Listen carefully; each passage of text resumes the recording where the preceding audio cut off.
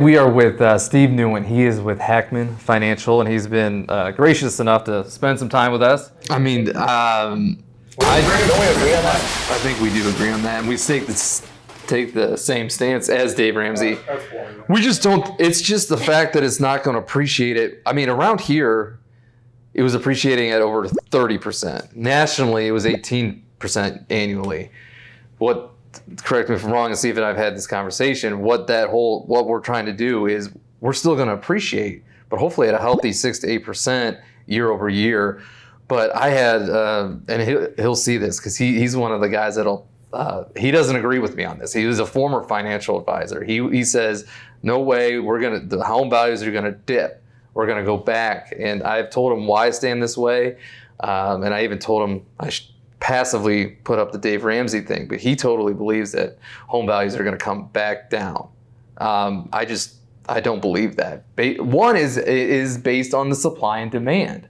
We have so much more demand than we do supply, and it's because a big reason is because Joe King, and we've hit on these videos, Joe King is the president of Coldwell Banker in this region, and he has said, listen, in 2008, had the builders kept building at the pace that they were building, we wouldn't be where we are. It would be a balanced market. We would have 6 months of inventory.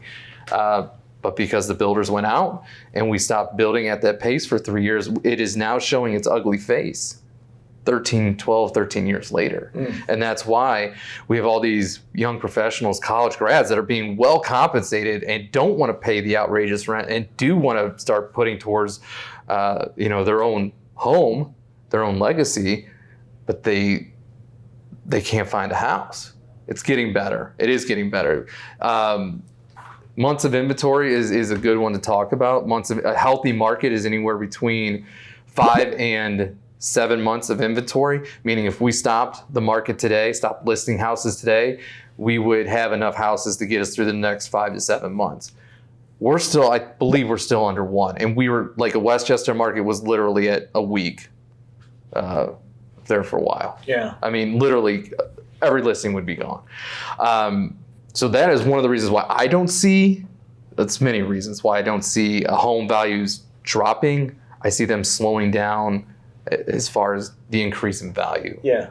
Well, I think if you're trying to ask, if the question is, it depends on the question that you're phrasing. If you're asking the question, this is going to be like 2008, it won't be like 2008.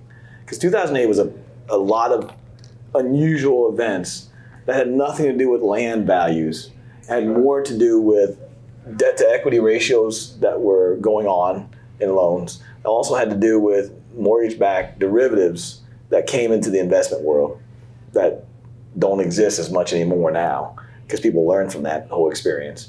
So there's a lot of things that were present in 2008 that aren't present today. In addition to that, I would concur with what you're saying is that demand is still pretty darn high.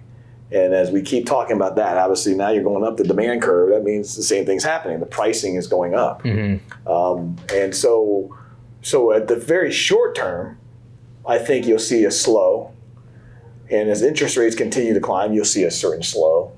But I can also tell you that the government isn't in any hurry to try and stop growth from happening in the economy, which means they're not going to just throw interest rates up at 9% overnight.